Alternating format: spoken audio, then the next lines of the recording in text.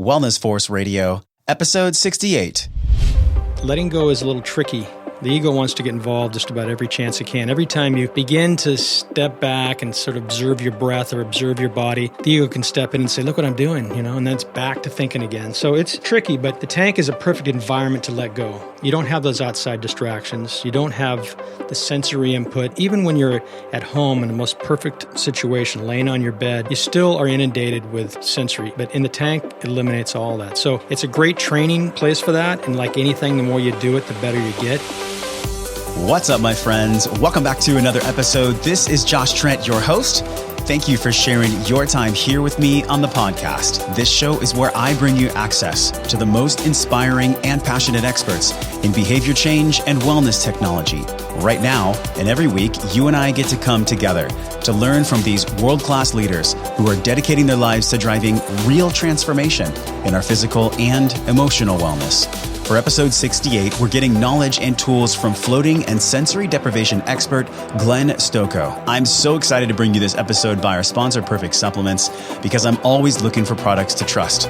I'm stoked to support this company who walks the talk with their values of non-GMO, organic, and pesticide-free real food supplements that support all of us on the wellness journey. Head over to perfectsupplements.com/wellnessforce, enter code wellnessforce at checkout, and save 10% off your entire order.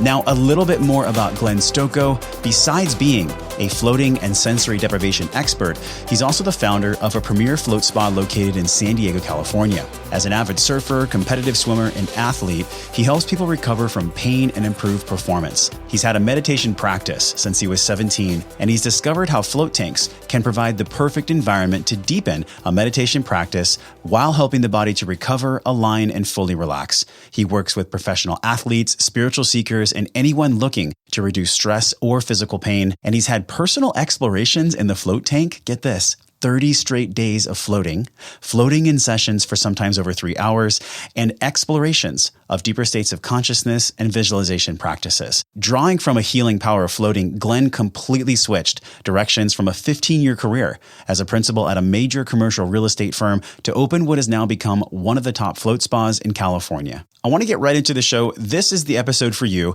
if you're suffering from chronic pain, if you're an athlete looking to recover faster or prepare for your match or meets or sprints, whatever you're doing, or if you've just been looking for something new to help you recover faster in mind and body through the science of magnesium, which helps you let go. This healing power is something I've been exploring for the past 3 months in floating. Beyond just the magnesium benefits, I think you're really going to love this conversation with Glenn. He's also going to share a special gift with the audience at the end of the show. This was such a fun interview. Let's jump into this powerful conversation with Glenn Stokoe.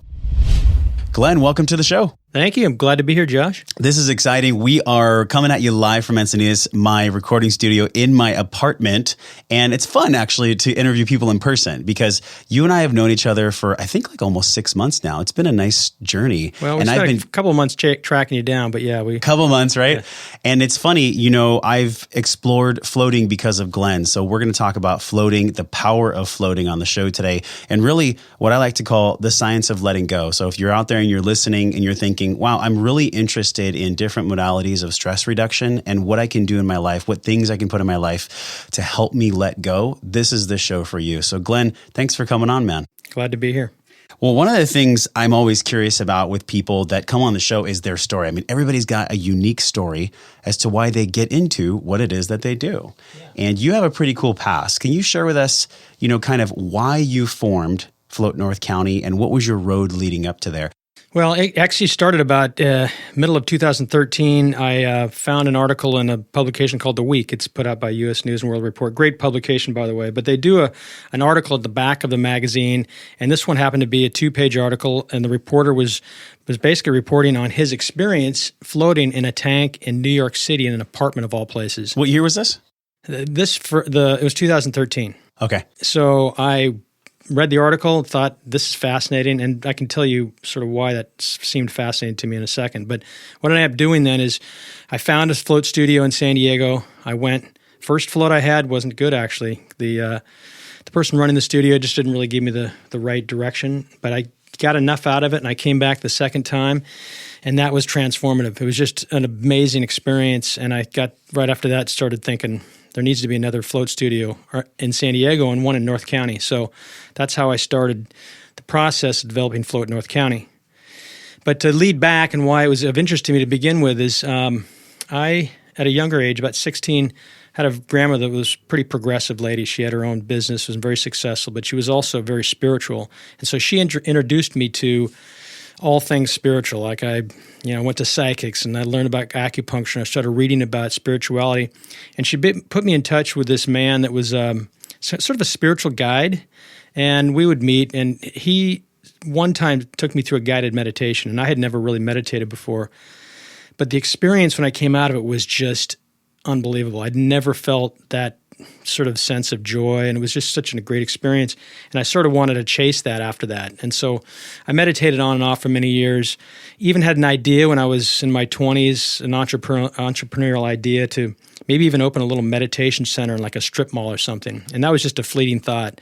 And so here we are now many years later. And wow, so this thought was kind of brewing in there for decades. It was hidden back there somewhere. Do you feel that, we're going to talk about the benefits of floating and kind of what floating is for people that don't know, but do you feel like looking back that maybe that one experience when you were 16, was that something that planted the seed for you to walk the line going through the, the regular pitfalls of life? Was that always there? Was that little thought always there? Like, hey, I wonder what that was when I was 16. Yeah, I think it was, it definitely, it led me to continue to meditate and see the value in meditation.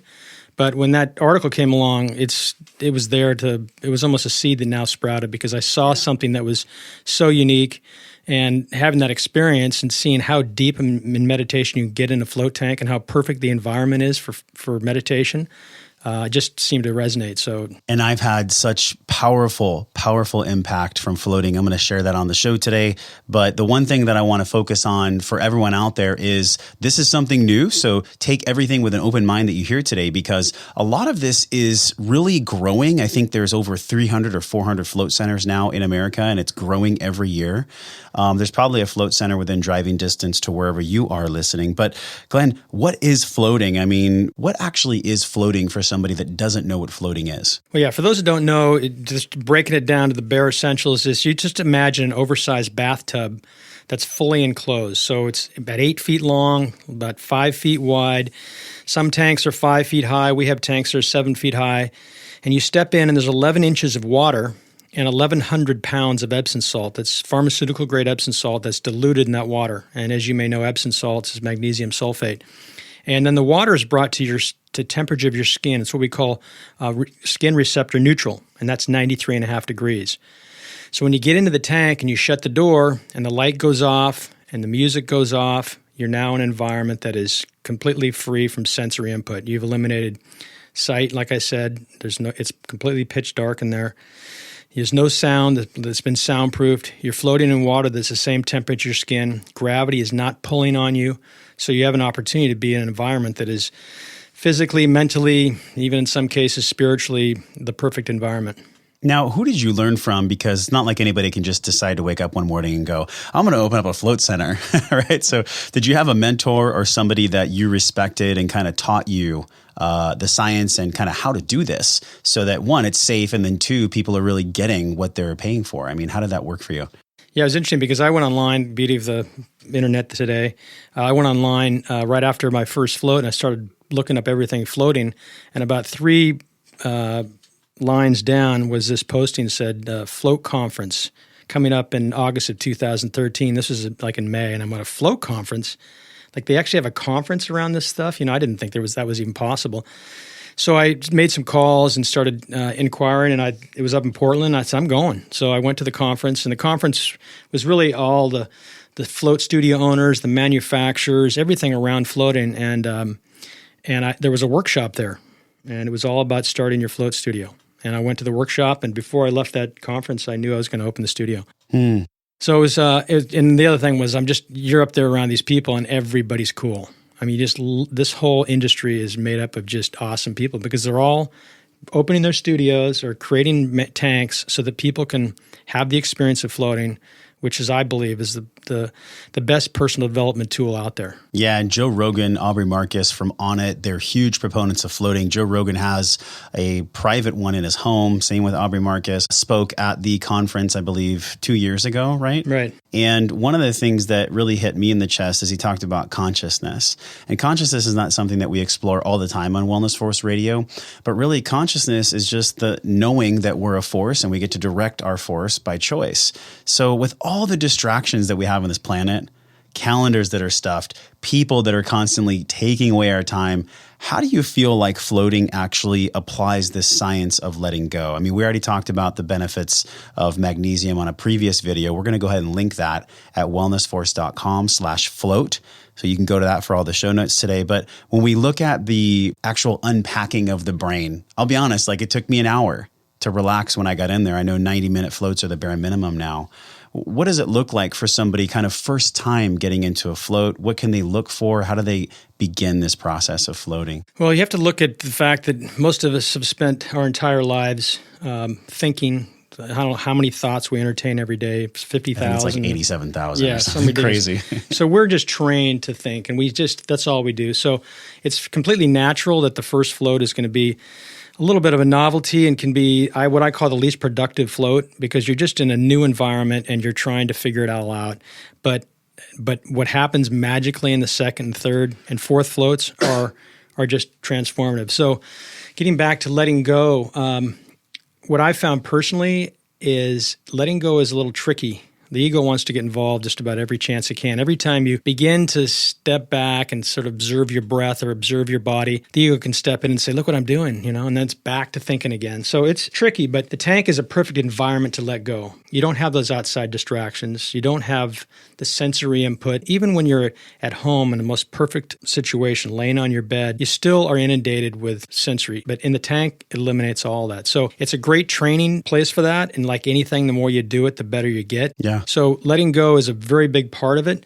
And and I find the most productive floats are when I go in with the idea that I'm not going to control this environment. I'm not going to control this float. I'm just going to be there and just try to let go and be quiet. And the more that I'm able to do that, or the less I should say, the better those floats end up becoming. So the benefits are 10 to 1 when it comes to brain training. I mean, we look at how many negative thoughts are in the brain. I think it's like 70 to 75% of the thoughts we have are negative. But that's because we're just going and repeating the same day that we had the day before for a lot of human beings. So in the tank, there's no sound, there's no light. All you can hear is your breath and your heartbeat. And I think the power of this for me, I've done like probably 10 floats now almost. And I think about the third or fourth float, I just felt so incredibly energized because finally kind of the band that always plays in my head got to shut off for like 30 minutes. And it was so incredibly peaceful. And Joe Rogan talked about this on the podcast. He mentioned we store so much energy, not only in our psychology, but in our muscular skeletal system, that when we float, our body gets to unwind and just finally take that breath it's been craving so much. Have you had people when they come out of the tank? I know we're going to talk about athletes in a moment, the Chicago Cubs, different basketball teams, the NBA that use floating for healing their athletes and de-stressing their athletes. But have you found for just average people, when they go into the float tank, are they coming out wired? How many floats does it take for them to start increasing their energy? Well, each float is different, I've found. I mean, once you think you know what's going to happen before you get in the tank, you'll be surprised that isn't what happened. And I think you had that experience too, where first float, you came out super energized, and the second float, you were more mellow and relaxed and so on. So I don't really know of a technique necessarily that'll energize me in the tank. But the beauty of floating is what I like to tell people is it's the funnest wellness thing you'll do. And despite all these benefits will happen. Chronic pain will dissipate. You'll de-stress. Anxiety levels will go down. Your brain will synchronize, and you'll begin to have, creativity like you haven't had before, and you'll solve problems. And we can get into the benefits. But ultimately, the bottom line is that all these things happen naturally just by being in the tank. And the fact that it feels really good makes this whole experience really kind of neat. Well, who's floating for? Is it for people that have high stress? Is it for people that have chronic pain? I mean, is floating for everyone?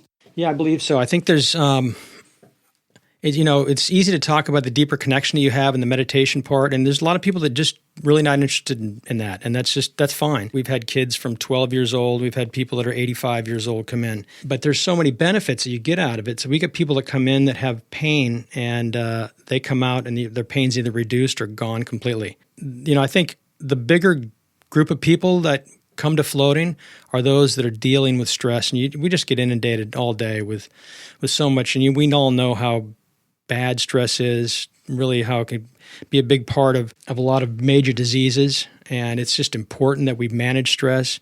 And so I think a majority of the people that come in are really, whether they say it or not, they are really dealing with that stress, and that stress is going away. And for the first time after they get out of the tank, they're feeling like it's completely washed away. So I would say that's a big part of the people that come in, is just the stress aspect of it. But we've got veterans coming in that have PTSD. I mean, there's a big gamut of it. We can talk about those. And I know the SEAL Fit with Mark Devine, a few of the guys have been in from that. A lot of MMA fighters have gone in to kind of downcycle the nervous system after a big fight, or even to prepare for a big fight. But when we look at the central nervous system, I mean, for the mind and the body, what is this effect of being weightless in this magnesium-rich water?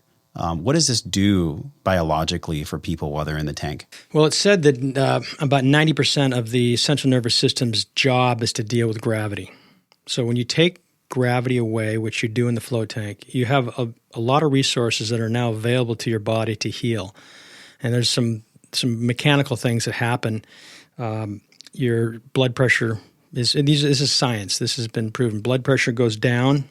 Respiratory rate goes down. The vascular system expands, so the veins, the capillaries, and they expand so the blood can then flow and heal better. So these resources are then reallocated to the body, and your body, as we all know, is very powerful at healing. And that's why I've got long-term float people that come in and they float once or twice a week, and they've been with me for over a year, and they're having amazing results. Their body aligning, pains going away, just things that have been with them for their whole life, and it's going away. So when we're in an environment where we're now using the parasympathetic resources and we're able to calm that system down, then the mind can be much more attuned to some of the things that are in the background. And so that's why people have problem-solving ideas. Creativity comes in. I've got one guy that comes in, he owns 4 companies, a very busy entrepreneur. He's been floating with us for a year. And we asked him one time, why do you float? And he said, there's 2 reasons. One is I am inundated with people and things all day long, and it's just overloading. So this is the only place I can come where no one can call me. I can completely relax. And he said the other thing that was really important to him is that he's dealing with negotiations. He's got a lot of stuff on his plate for running his businesses. So he finds that he's able to get clear thoughts, not only in the tank, but when he's, say, on his way home from floating, to help him answer the things he needs to do the business. And his business has gotten better as a result of it. So he's probably a good example of somebody that's not there to meditate necessarily. He's just there to get those benefits.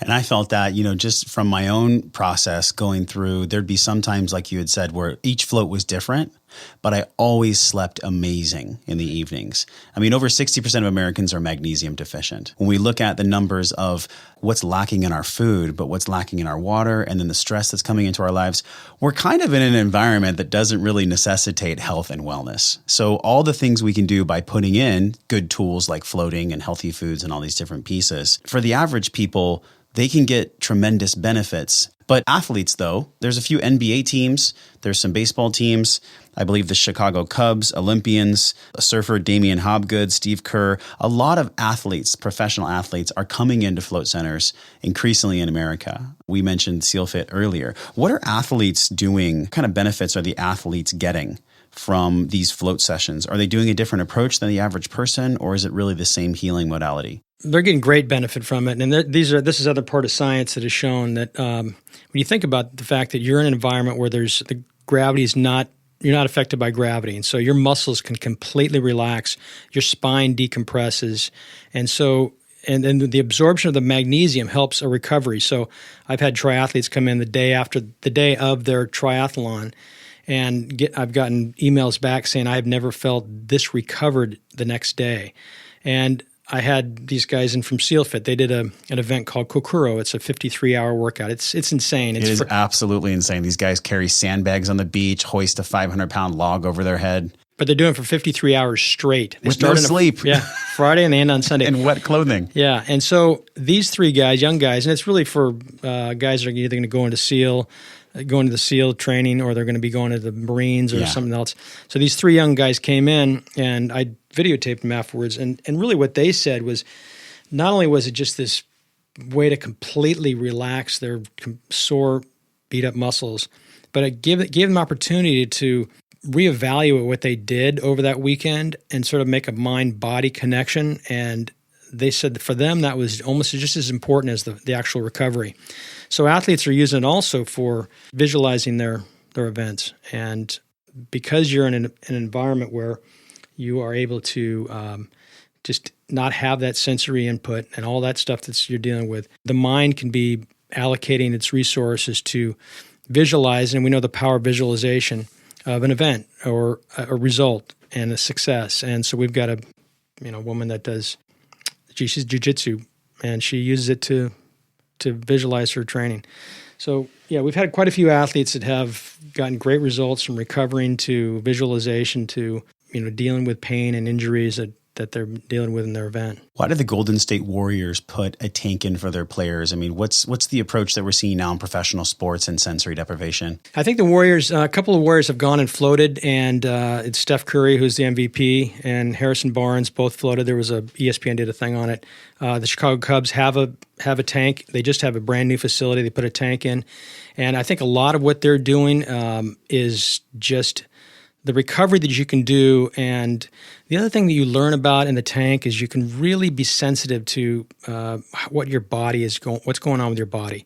So as an example, and it's been stated that you can, if you pay attention, your body will tell you when there can be a future injury coming up.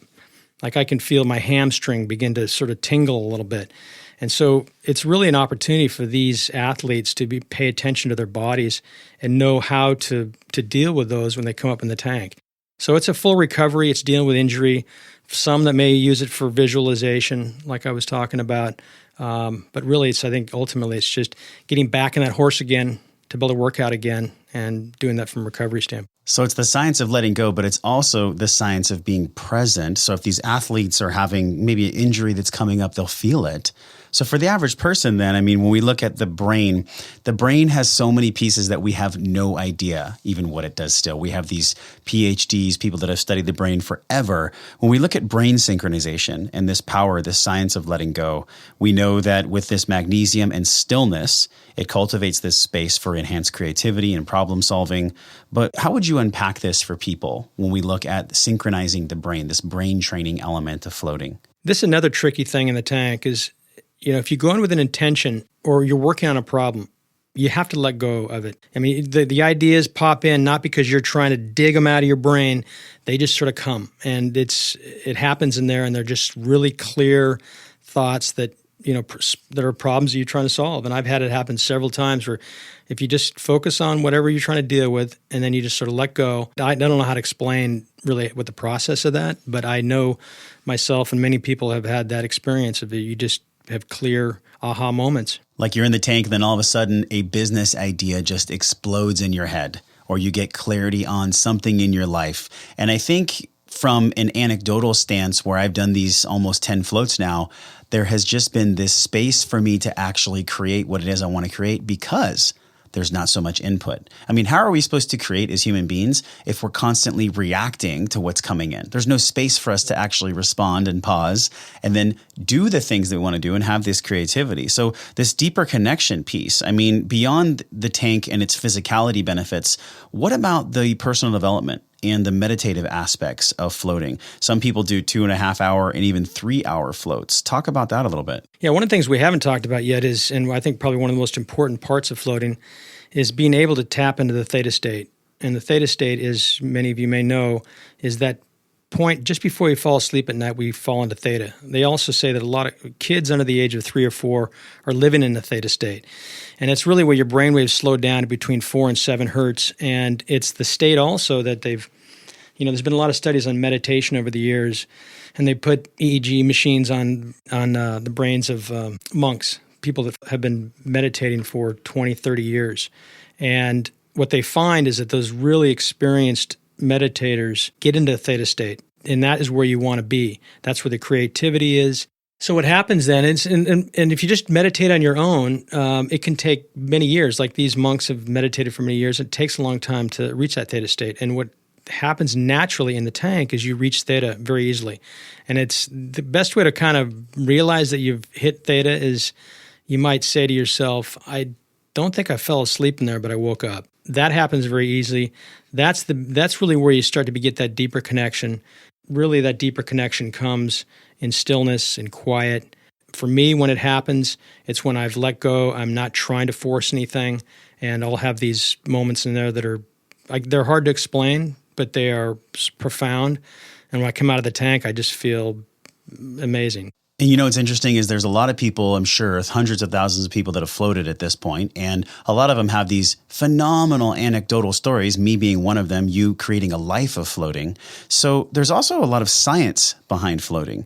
There was studies by Thomas Fine. He was a professor. He actually did studies through the 90s on cortisol levels being reduced in the tank. We know that cortisol is not necessarily a bad hormone, but cortisol and adrenal fatigue is a real scientific phenomenon. So for people that are stressed out, that are possibly in a stage 2 or 3 adrenal fatigue, what does this look like? What did these studies that Thomas Fine did in the 90s, what did they find? What they did is they put this is kind of a conducted study where they had several people in a tank over 20 sessions, 40-minute floats. They took their measurements afterwards and drawing blood through intervention. They found that 22% drop in cortisol levels. And, cortisol, as we all know, is that stress hormone that causes our body to react, the fight or flight response, and it's just, over the long haul, it's not a good thing. And you think about it, it's only been the last couple of decades where we've been inundated with so much input. For hundreds of thousands of years, we've basically sat, like I heard somebody say, we've sat on the edge of a plane waiting for our food to walk by. And essentially that's the kind of input we've dealt with. But now even though we all love technology, it's overwhelming. So yeah, we want to find ways to drive those cortisol levels down, and it's just something that happens naturally in the tank. And as a reverse in that is that endorphins and dopamine go up. So those are the brain's happy neurotransmitters. We'll link another study from the International Journal of Stress Management in the show notes as well. Laureate Institute of Brain Research utilized their own in-house float clinic and fMRI machines to actually see how floating changes affected areas in the brain associated specifically with anxiety. Now, I've had a lot of anxiety in my life, and it's something that came from childhood, some programming. You and I were talking before we recorded about like childhood tapes that just kind of run in the background. How have you found, beyond just this scientific evidence with yourself or with clients that come into Float North County, that people are using this modality of floating to actually let go and alleviate some of this anxiety? Yeah, I see it all the time. I've got stepsons that are dealing with anxiety, and they float and they come out of the tank feeling better. You're essentially retraining yourself. So we get a lot of anxiety, and like you were mentioning, patients with anxiety, but you were mentioning the Laureate Institute of Brain Research, and they built an in-house float clinic. And they're, as you said, using fMRI machines. And their results, they're really focusing on what happens in the brain, in the areas of the brain that are dealing with anxiety, and how does floating affect that. And it's new. This is the most current studies that are going on right now, but it's been successful enough, and they've got enough good results that they're going to be moving on to working with people with PTSD and trying to figure out how floating, and we've seen it anecdotally, great results for people with PTSD. As an example, a guy owns a float studio down in Austin, Texas, had a veteran come in who was on 12 medications. He would leave for months at a time because he just couldn't deal with life.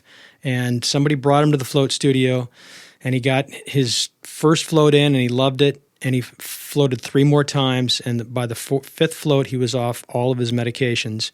And just a tremendous. How is that possible that you could stop 12 medications from floating? Like, how does that work? Can science even really explain that? I don't have an answer for that. Yeah. I talked to the owner of the float studio. Well, let's take a transition point here, because we've talked about so many pieces of the benefits of floating, not just for athletes, but for regular people, CEOs, stressed out moms and dads, busy working professionals. floating, if you're open to it, can really help people let go. So when we look at the style of floating and how many times a week maybe people should float, I mean, what would people do as far as making floating a regular practice? How many times per week? How long would they go? So the first float, like I said, is probably least productive. So what we do at our float studios, we offer a 3-float package. Like I said, it's widely known you should float 2 or 3 times, and we see it every time people come out after their second and third float, and they say, that's amazing. It's so much better than the first float. Dr. Dan Engelou, a neuroscientist and a psychologist, he's done a lot of floating over time, and he made some recommendations on the amount of times you should float. As an example, if you're dealing with chronic pain, he says float 8 or 9 times in about a 3-week period, and you will see dramatic results. If you're dealing with anxiety, float 6 or 7 times over 2 weeks. I mean, these are general numbers, but you will see results, and we've seen that. So for those initial period of dealing with pain or anxiety, that's a great start. And from there on to maintain, it's really sort of what works for you. We have people floating once a month to people floating 2 or 3 times a week, and for various reasons. But you will see, we find with longer-term people that make this a practice, that it really spills into the time in between their floats. People that are saying, you know what, I'm just calmer, I'm less reactionary, my body is coming into alignment, and my chiropractor and my orthopedist is telling me that. If you do it on a regular basis, once a week, twice a week, or even if it's once a month, you will see ongoing results that really impact your life. We'll get right back to the conversation with Glenn. We've talked a lot about magnesium in this episode. It's the primary ingredient for float tanks. Well, Natural Vitality makes Natural Calm. This is the top magnesium drink supplement on the market. It's made from all natural ingredients. Natural Calm is this drink mix, and it works to help soothe the nerves and correct magnesium deficiency. Over 75% of most Americans, male and female, are magnesium deficient. So the benefits include reducing stress and anxiety, of course, but also promoting healthy digestion and healthy cholesterol. There's a lot of other healing pieces we'll link in the show notes today. Pick up this anti-stress drink at perfectsupplements.com/wellnessforce. Save 10% off your entire order, including Natural Calm, by entering code wellnessforce at checkout. Now, let's get back to this conversation with Glenn Stokoe. And there's some key influencers. You know, we talked about Joe Rogan and Aubrey Marcus, but a lot of celebrities and athletes and more people are beginning to float for longer and longer. Why did you just recently change at your facility the time from 60 to 90? What made you choose that? And is 90 kind of the bare minimum, in your opinion, for people to get a benefit of floating? First of all, 90 minutes is more in line with your natural sleep cycle. The circadian rhythm is closer to 90 minutes. So that 90-minute time period really is a valuable one. There's a lot of float studios around the country that deal with 90 minutes. 60 minutes, we opened that way. But what we find is that it usually takes 30 or 40 minutes, at least on the first few floats, to really settle down. And then before you know it, the time's up. We really want to get you in that theta state as long as possible. So it's really a 90-minute float should be the bare minimum. We also have 2.5-hour floats, and those are for people that really get into it. That's transitionary. I mean, that'll impact your life. There's no doubt about that if you do it on a regular basis. And what's interesting about that time frame, for a lot of people, it might seem like a long time. Yeah, I think some people are listening and saying, I have to sit with myself in a dark, wet space for 90 minutes or 180 minutes. How do I do that? That's a daunting thought. We've never done it before. But, you know, it's interesting. Good example. I had a lady come in a couple weeks ago. She said, a friend of mine gave this to me. I didn't want my friend to feel bad, so I came. And she floated, but she didn't tell me any of this stuff until after she got out of the tank. And she said, you know, that was an amazing experience, but what I didn't tell you is that I am fully claustrophobic. I can't even get into an elevator. And we have these large tanks. And even when I showed her the tank, she told me later, she says, I was scared, even though it was a big tank like that. But she got in there, and what we find is a lot of people think they're going to be in a claustrophobic in a tank, but what happens is your awareness expands. So your sense in the tank is more of expansion than it is contraction. And she came out and said, you know, within about 15 minutes, I shut the door. Another few minutes after that, I turned the light out, and I was fine. And she's come back several times since then. So Claustrophobia is a fear that we get from a lot of people, but it's just a preconceived idea.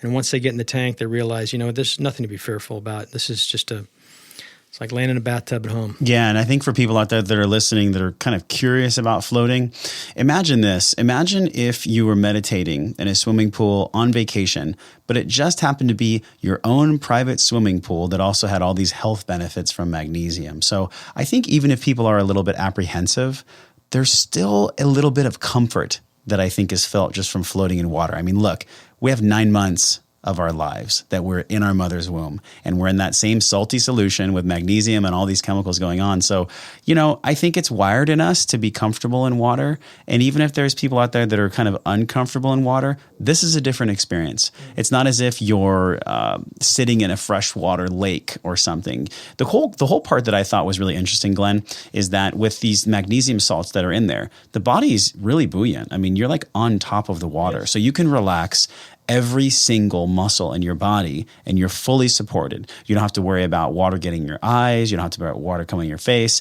You're just kind of there. Do you find that people that come into the studio go, oh, you know what? That was a lot more comfortable than I expected? We get that a lot where people, it's a completely new environment.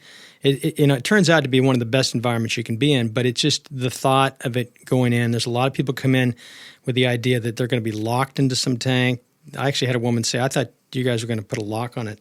She had that before she came in the door. She didn't think that when she came in. But there's a lot of preconceived ideas of what this experience is going to be like. And 95% of the people come out it's a completely different experience than they thought going in. There are some people that just don't want to spend time in the water with themselves, and that's fine. It's not for everybody. The great thing about having this float studio is seeing people that come in, they're either stressed out, they've got pain, and to see what they look like when they get out of the tank. I've literally seen people lose 20 years of age. I had a lady come in one time, I'll never forget this. You could tell that somebody dragged her there, and she had this look on her face like she was not only skeptical, but she was kind of mad. And she came out, when she walked through the door, it looked like she was 20 years younger. I told her that. It was amazing because she had relaxed so much. And you could see it was for the first time in her life probably that she had an experience where she could just let go and just came out rejuvenated. And I loved how we've touched on a few times in this show, it's the science of letting go, because there really is a science to letting go. There's not a lot of teaching out there in mainstream education or in society that teaches people how to let go. So once you start learning all these benefits physiologically, psychologically of what floating can do for you, then maybe you'll be interested in meditation. Then maybe you'll be interested in doing something like hiking and different pieces of yoga and nature. So everything can be a catalyst for everything else. And, one brick at a time builds this 1,000 brick strong wall of wellness. But for people that are interested in just getting involved, what do you feel about locally here in San Diego? How is floating going to grow from San Diego and beyond? What do you see in the wellness industry for floating being a growth? Well, some people are projecting it to be the next real wellness thing. When you see the experiences that people have and the positive impacts it has in their life, it's been around since the 50s. Dr. John Lilly, the neuroscientist, had really sort of invented this and brought it up. When I go to that float conference every year, it's at least doubling in size. So it's growing. I think the future is tremendous. I want to transition to this quick, fun part of the show. It's a surprise. If you could change, one thing about fitness or wellness, the industry, what would that one thing be if you had the power to change one thing? Why would you change that? I guess I would bring more of mindfulness into the wellness side of things. I think whatever you do, whether it's working out, eating, yoga, and that's the thing behind yoga. The idea is it becomes a mindful. You're there with your body and you're paying attention to exactly what you're doing, and then you're hopefully ending savasana and not getting up early, but just trying to stay in that focus. So I think I would change anything that took you away from that direct mindfulness. Do you have a mantra or a message that you might say to yourself when times get tough, when life gets stressful, you're a busy entrepreneur? Do you have a certain mantra that you might repeat to yourself to face these struggles? Relaxation, I think, is the key word. You spend too much time thinking and overthinking, and that blows everything out of proportion. And if you can just bring it back to being in the moment, take a walk, just relax. How have you found that floating has impacted either your meditation practice or your restorative practice for yourself? What do you think you might do if floating wasn't there? What's something else that's powerful in your life for restoring yourself? Well, meditation is, ultimately that's what I'm doing in the tank. So if I didn't have the tank, I'd just be meditating, in my room or wherever I had a meditation. And I think that's one of the most powerful things that we can do as a human is to meditate. I just think there's physically, mentally, spiritually, it's, and there's been, as we all know, there's been plenty of studies to show that it has a positive impact on us. What's one of the most profound things that have come to you in the tank? Has there ever been a breakthrough moment or an aha moment that you've gotten that right after a session where you had to go write it down or put it in your phone? No, what happens for me in the tank is just sort of these when I get there, and it's not easy. We all, sort of struggle with meditation, but when I have silence and my mind is not thinking and this overwhelming sense of joy comes in, that's what I'm shooting for. It's nothing more than that, just simply trying to be in that state whenever I can. It's not easy though. What I do is I put my attention on the spot between my eyes and I just try to be in that spot and just let my body completely relax. And that's usually if I'm not thinking too much and things like that happen. What gets you out of bed in the morning? What gets you fired up for your day and running a float center and helping people in that way? What makes you get up and be excited? That's just it. It's actually getting an opportunity to see how impactful this is, flotation, and how it has such great impact on people.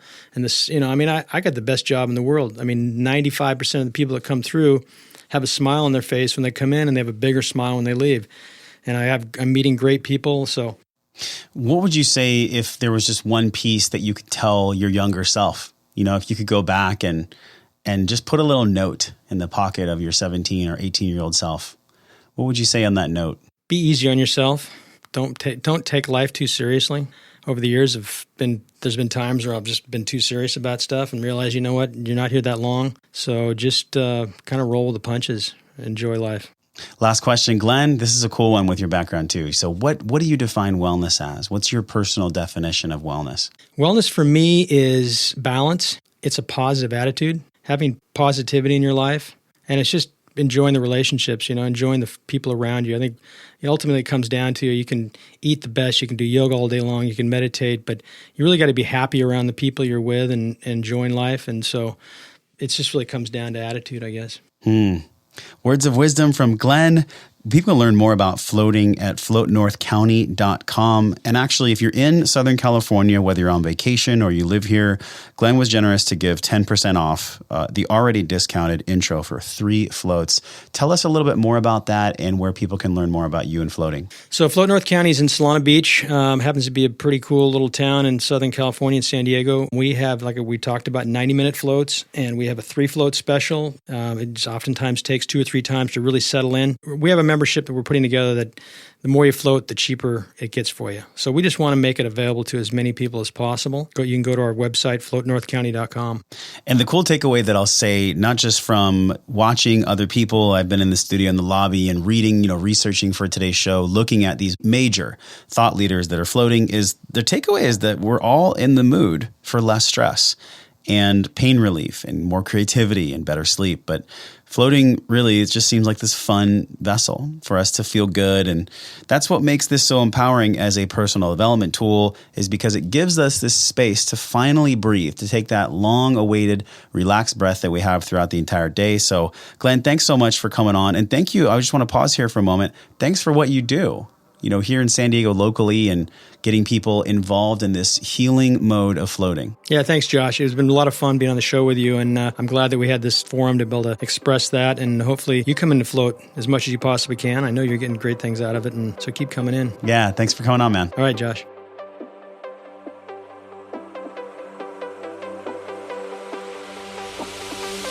That wraps episode 68. You made it to the end of the show. If you are ever in San Diego, please come visit me. We can go float together. Let me know, josh@wellnessforce.com. I would love to do some magnesium session with you. If you enjoyed today's episode, please share it with a friend or someone you care about. Hey, you know what? Even if you have somebody on your street that annoys you, let them know that they could listen to this podcast. They can have some de-stressing elements and get some more wellness in their life. But honestly, your voice is powerful. I would love to get your review live on air. You can leave a quick one, which helps support the show so much in its message of empowering people's lives to better wellness through technology.